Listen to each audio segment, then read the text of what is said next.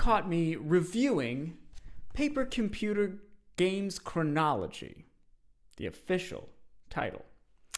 Now, I have to reluctantly commend Zach because overall this is a historic and massive achievement. It's filled with valuable information, a lifetime of paper computer games, and really gorgeous glossy artwork in a really complete package. But let's get to what we all really came for and break down everything that's truly wrong with this. Now, first of all,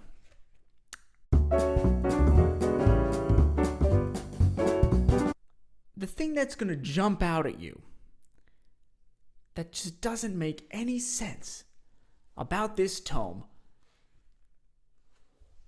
see if you can guess. You don't need to, because you can see it. Can you? You can't, because it's not there. What am I talking about? Page numbers. There's not a single page number in this entire volume.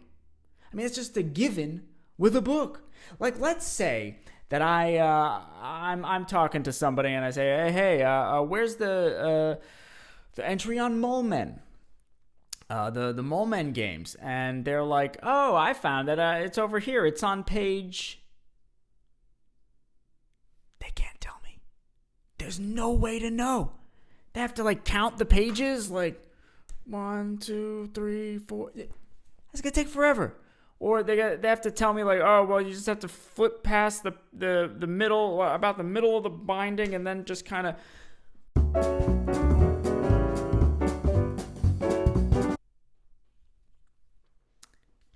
Another thing that's very strange is, and not strange, I say it's a problem. It's an issue. Is that sometimes the entries will change voice. And what do I mean by voice? Now, you might be thinking, oh, it's the kind of accent that you're reading the paragraph in. Like, one might start oh, hello, I'm a paragraph 1. And then the second one is, I'm paragraph 2. It's a common mistake. That's not what I'm talking about. I mean voice as in the tone and the style of prose that is being delivered in each paragraph. So it will switch to referring to the author as I or you, or sometimes they or them, just kind of jumping around about what the case is, And then also there will be instances where the prose will kind of trail off in a strange way. Like one entry in a series will say to be continued at the end. But there's another entry for part 2 right below it. And then that one says to be continued. Well, it's not, because we have the entries. And none of the other entries do that. It's tonally all over the place.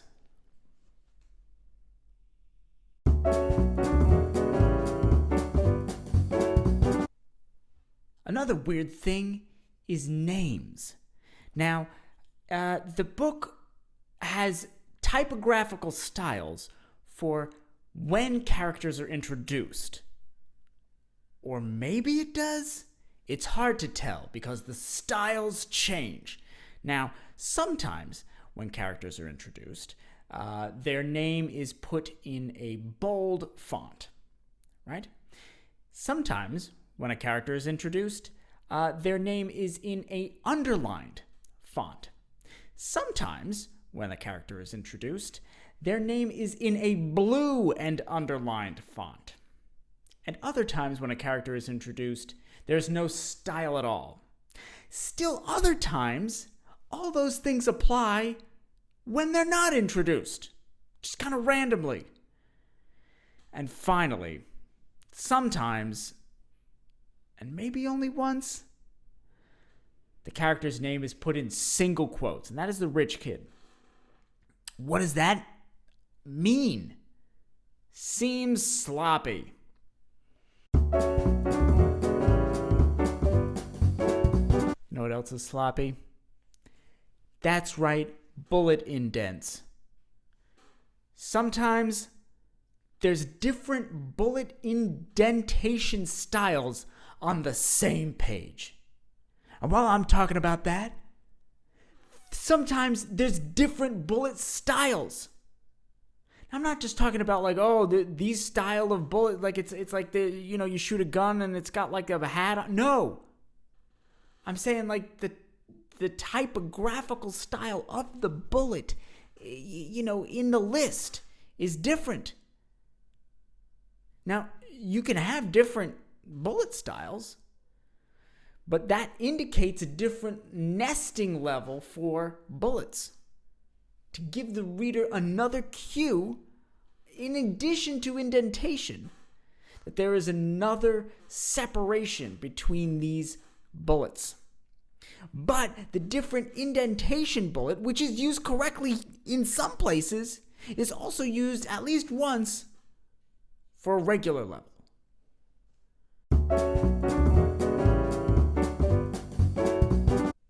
And here,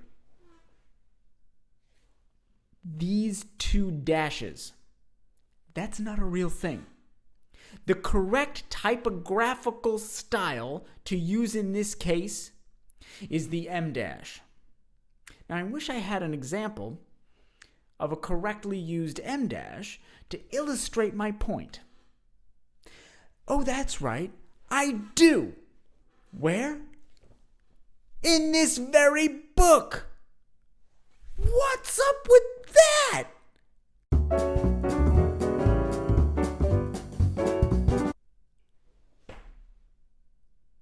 And speaking of what's up with that, what's up with this?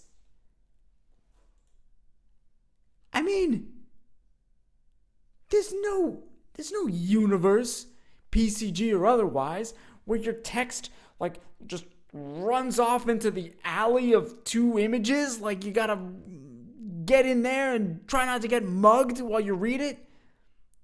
It's a nightmare.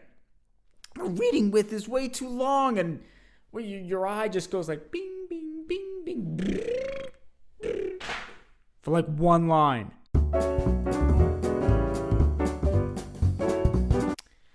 Now, the final issue is maybe the most disturbing. It's on page, I can't tell you what page it's on. There's no page numbers. But it's in the entry for the Space Cells game.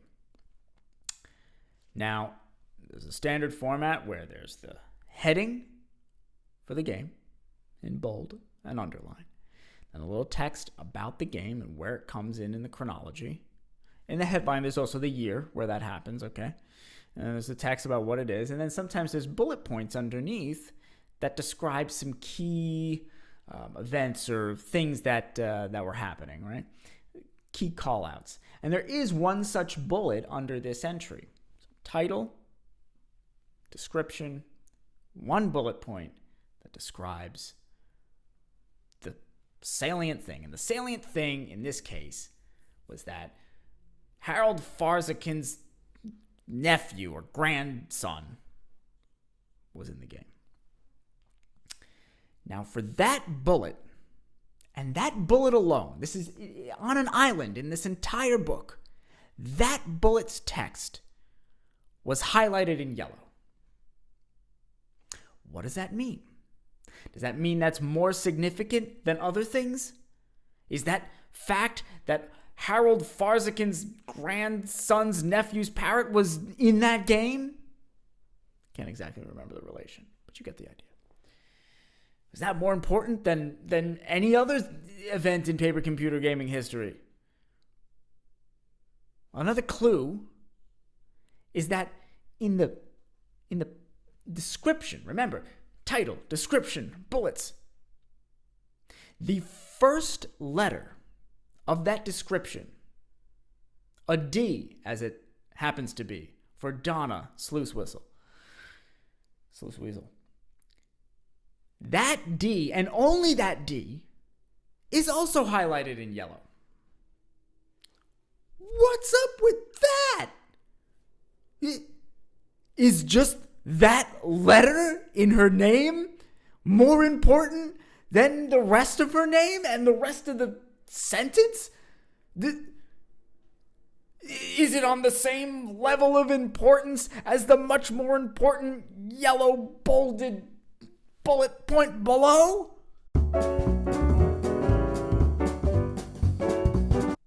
These are all the grievous issues that I take with Paper Computer Games, the official Chronology 2022 edition.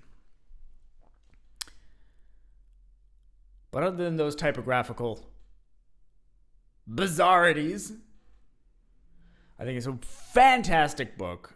Zach really outdid himself.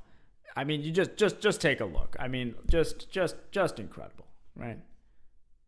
Absolutely amazing. Some very thorough and authoritative text on this wonderful community and universe, and it's a very kind words to say about everybody. And I think everyone should go pick up a copy, and then everyone should make a video complaining about the typographical weirdness that's going on.